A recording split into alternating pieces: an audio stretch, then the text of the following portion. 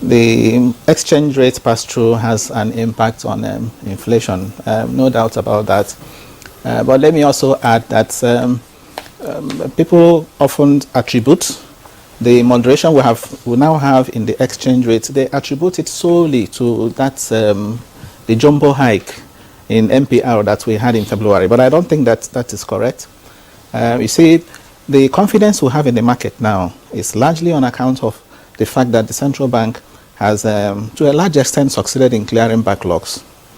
Okay, we also know that the central bank has also improved the liquidity in that market, by resuming sales to qualified BDCs. Okay, since the resumption of sales to BDCs, it has gone a long way to improve liquidity in that place. And the central bank remember the clampdown on Binance, okay, has also helped, because that has also had the effect of taking out, a substantial part of speculative activity in the forex markets. So all of these have contributed to achieve the stability we have now, in the forex market. And why was the central bank able to begin intervention in the market? Because of the accretion to external reserves, that we're experiencing now. Accretion to external reserves coming not only because of we are beginning to see foreign portfolio investors, but because of the fact that if you also check crude oil output, okay, forex sales, crude oil sales, has also improved. Crude oil output has improved from 1.45 million barrels per day to 1.65 million barrels per day. So if you check, yes, we now have more. So there's accretion to reserves, and if you also look at oil price, fortunately for us, oil price too, has been favorable. The last time I checked, $87, per barrel. The budget is on $77.9, dollars per barrel. Okay, so with favorable crude oil price, with improvement in crude oil output, on account of reduction in crude oil theft, okay, we have seen accretion to reserves. And remember too that in the last couple of months, the government too, CBN and the government have also succeeded in getting some funds by way of loans from Afrexim Bank, from World Bank. All of these have helped to boost the country's external reserves.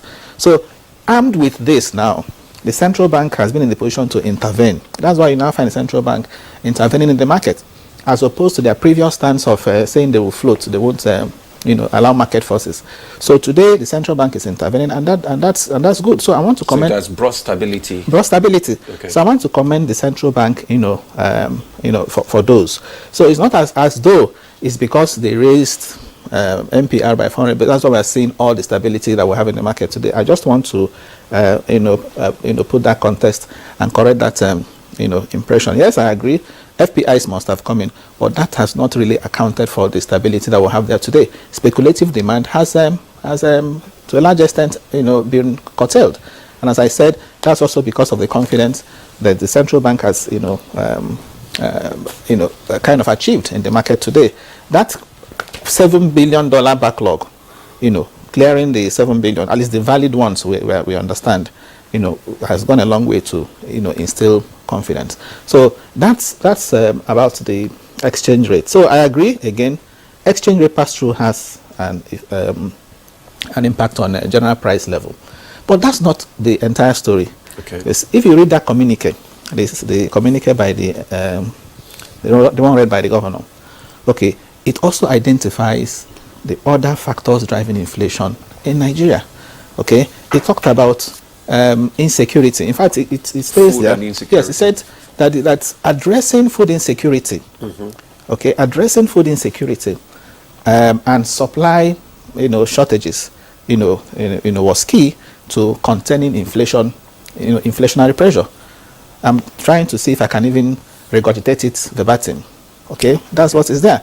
And further, somewhere again in the communique, you also see them now identifying the factors one after the other. They mentioned rising energy prices. They mentioned high cost of transport, logistics. Okay, you also find the insecurity, of course, that is stopping farmers from going to farms. And then they also mentioned legacy infrastructure deficit.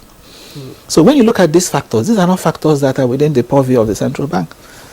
it is the fiscal side that should be addressing insecurity, addressing legacy infrastructure deficits, addressing rising energy costs. It's not the central bank. Okay, and that's why I think that over-reliance on the MPR, okay, may be counterproductive. And I will also tell you why I think so. Remember, one of the factors is rising energy costs. Okay, now you raise MPR by a very wide, in percentage points. But as we have seen now, 600 basis points just within a space of 1 month. 1 month. Okay. Now I teach an MBA class. I also teach, a DBA class. Now in that class we find entrepreneurs, and these entrepreneurs in the course of your lecture will tell you their experiences since the rates were jacked up. Yes, it has affected, negatively impacted what they do. Okay.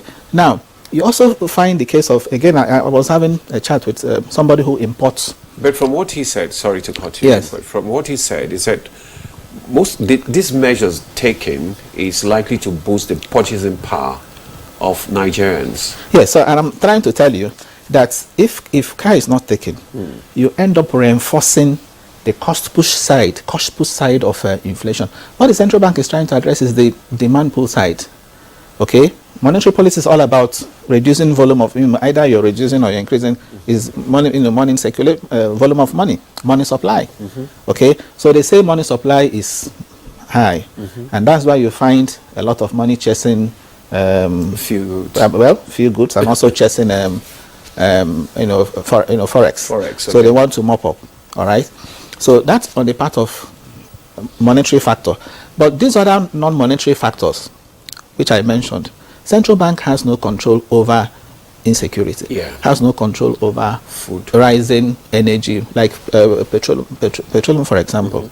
That is the concern. I'm telling you that when you raise MPR, when you raise interest rates, okay, again, it's a practical case. Somebody that imports AGO and DPK. AGO is diesel, okay. DPK is kerosene. Okay, these things are imported. So my friend who does that, was telling me that as soon as the MPC, jacked up interest, what usually happens are the banks will also raise the cost of, because what the importation they do is bank financed. They don't do that with their money. They borrow money, they open lines of credit. Okay, so the cost of opening line of credit will automatically increase. And when this diesel comes in, okay, according to him, he says the central bank can increase to whatever, they can raise the MPR. As for them, they will simply pass it on to the consumer. So the cost of diesel is bound to increase. The cost of any imported product now will go up, okay, because of the fact that they are using bank loans, to be able to do that. Okay. And I've also talked about, so when you have diesel costs going up, for example, and you can see diesel is a major energy source for firms in Nigeria.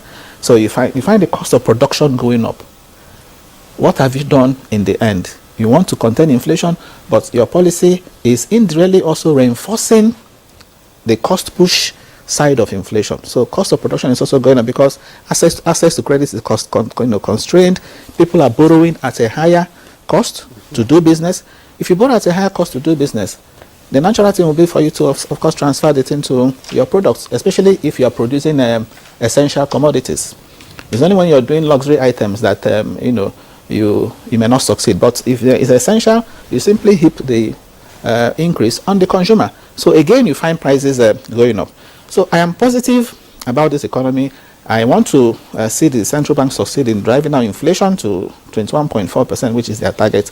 But I'm saying that the strategy... I was going to ask that. Do you think actually that the inflation rate can be dragged from the 31% to 21% by December this year? The only way it can happen is if in fact, even achieve a target that is better than that, lower than that. Okay. Yes, is if the two sides, monetary authority and the fiscal authorities, talk talk to each other to work on both ends. Okay, the fiscal authority has its own role to play as far as inflation is concerned. So we shouldn't think that containing inflation is just the responsibility of the central bank. No, it's because of the nature of the factors driving inflation in Nigeria. That's why the fiscal authority must also be involved. It's not just about the monetary authority. Okay, look at this exchange rate. He also mentioned part of also why we're having the pressure in the forex market is also because of the the rising FAC proceeds. The Federation Accounts Allocation Committee proceeds. Each time they share, the last month it was 1 point something trillion. So for some time now it's been over trillion. So once they share this money, okay, and you find the much of it again coming to just forex, because state governments too have also done their budget. Some of the budget they have done have some dollar denominated components. So they have to, the fiscal side also has to find a way of applying in a more productive manner the increase that they are getting now from FAC. So when the two work together, that's the time we can achieve that. But to think that the central bank alone will be able to achieve that just by focusing on the monetary supply, at the end of the day you end up hurting the economy. Because come to think of it, assuming you take out all the funds, there is no money again. Companies produce, for example, assuming even companies produce, you end up having a inventory. Okay, unsold stocks will be there, capacity utilization will drop, jobs will be affected, so the economy too will be affected. And that's also why I will advise the central bank. There is need for central bank to work closely with the monetary authorities. I don't see why the central bank should have a target, growth target, that is different from that of the government. Why do I say so? If you check that communique, the central bank in that communique says it is forecasting that the economy will grow by 3.38% in 2024. That's what is in the communique. Okay, but if you check the government side, in the 2024 budget, government is projecting 3.76%. So if government is projecting 3.76%, the central bank is projecting 3.38%, the same economy. Mm-hmm. You can see that. So you're calling for collaboration between the government. Yes, there should be one. As far as GDP growth is concerned, there should be one target. Who is giving us that target? If the central bank is, has the expertise and is the best position to do, let the central bank produce the target that the two of them can work towards. So the government shouldn't have a target that is different from that of the central bank. In the past we used to have inflation rates. Federal Minister of Finance will have inflation rates. Central bank will have inflation rate. But of course now all of them use inflation rate coming from the National Bureau of Statistics. So I'm saying this data must be one, because that enables synergy. Okay, that also helps them to work, not to work at cross purposes. Because if CBN has something lower, it means it's working to also achieve that. I mean, when the government has a higher target. Okay, and that's also why you will find the central bank trying to do what it is doing, because it knows that what it is doing is also affecting growth.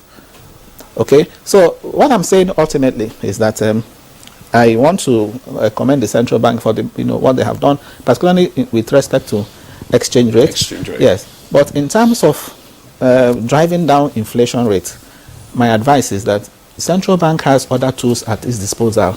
It's not just the MPR. Okay, they should have an optimal mix of their policy to deploy optimal mix of their policy toolkit. Use other tools too to tighten. As I said, I'm in support of tightening. Okay, but how to go about it is very important. So that other things in the economy are not adversely affected. Yes.